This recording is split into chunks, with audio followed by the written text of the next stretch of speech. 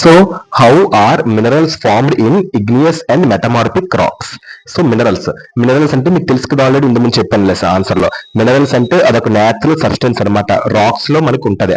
So earth కిందన beneath earth racks దగ్గర అది మనకి దొరుకుతుంది న్యాచురల్ సబ్స్టెన్స్. ఇగ్నియస్ రాక్స్ అంటే ఏంటి? ఇగ్నియస్ రాక్స్ అంటే ఇది ఒక రాకే. ఇది ఆ ఇది ఇది దీంట్లో ఏంటుంటదంటే మాల్టన్ లావా ఉంటది, అగ్నిపర్వతం ఉంటది.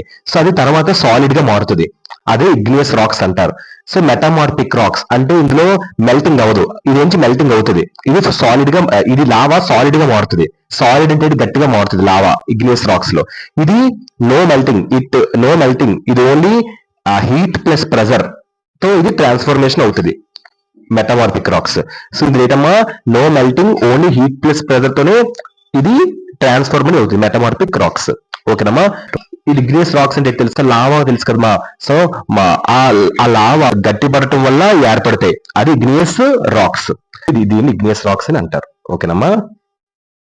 మార్పిక్ రాక్స్ అంటే ఇలా ఉంటది. సో ఇప్పుడు దీని ఎక్స్ప్లెనేషన్ చేస్తాను చూడండి. మార్పిక్ రాక్స్ అంటే వేడి యొక్క ఒత్తిడిలో దాని యొక్క పాత్రూపం మారి వేరే రూపం అనేది ఏర్పడుతుంది. సో దాన్ని ఏమంటారు? మెటామార్ఫిక్ రాక్స్ అంటారు. సో వేడి వల్ల రాక్స్ ఒక ఒరిజినల్ ఫార్మ్ పోయి వేరే ఫార్మ్ వస్తుంది, అదే మెటామార్ఫిక్ రాక్స్ అని అంటారు. ఫోటో చూపించాను కదా అది. So igneous and metamorphic rocks minerals may occur in the cracks, crevices, faults or joints. ఓకేనమ్మా. ఇగ్నియస్ అండ్ మెటామార్ఫిక్ ఇందులో vocabulary first of all cracks అంటే ఏంటి? చిన్న చిన్న బ్రేక్స్, స్మాల్ బ్రేక్స్. క్రివిసెస్ అంటే ఏంటి? చాలా డీప్ గా, చాలా సన్నటిగా క్రాక్స్ అనమాట, డీప్ నారో క్రాక్స్. ఇది ఫౌండ్ ఇన్ రాక్స్ లో ఉంటది. ఓకేనమ్మా. Found in racks. ఫాల్ట్స్ అంటే ఏంటి? లార్జ్ క్రాక్స్ అనమాట, పెద్ద క్రాక్స్ అర్త్ లో. ఓకేనమ్మా. అర్త్ క్రస్ట్ లో. జాయింట్స్ అంటే ఏంటమ్మా? సో క్రస్ట్ అంటే ఏంటి? అర్త్ ఒక అవుటర్ లేయర్. జాయింట్స్ అంటే ఏంటమ్మా? నార్మల్ న్యాచురల్ క్రాక్స్ అనమాట. అసలు ఈ పాయింట్ కి అర్థం ఏంటంటమ్మా, సో ఈ యొక్క ఇగ్నియస్ అండ్ మెటమార్ఫిక్ రాక్స్ లో చిన్న పగుళ్ళు, చిన్న రంధ్రాలు ఉంటాయి. సో ఈ చోట్లలో మినరల్స్ పేరుకుపోయి ఏర్పడతాయి అన్నమాట. సో వీటినే మనం మైనింగ్ లో తవ్వి తీసుకుంటాం. ఓకేనమ్మా. దాని గనుల్లో తవ్వి తీసుకుంటాం, అది పాయింట్ కి అర్థం. Smaller occurrences are called veins and the larger is called lodes. ఓకేనమ్మా. స్మాలర్ అకరెన్సెస్ అంటే వెరీ స్మాల్ అమౌంట్స్. వెయిన్స్ అంటే ఏంటమ్మా? Thin layers, narrow lines of minerals. ఓకేనమ్మా. లోడ్స్ అంటే ఏంటి? Thick layers of minerals.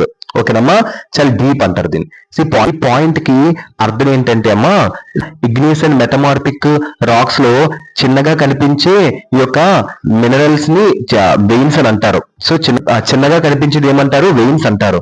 So అదే మినరల్స్ పెద్ద మొత్తంలో ఎక్కువ పరిమాణంలో కనిపిస్తే దాన్ని లోడ్స్ అని అంటారు. ఓకేనమ్మా. సో వెయిన్స్ అంటే చిన్న మినరల్, లోడ్స్ అంటే పెద్ద మినరల్స్. ఓకేనమ్మా.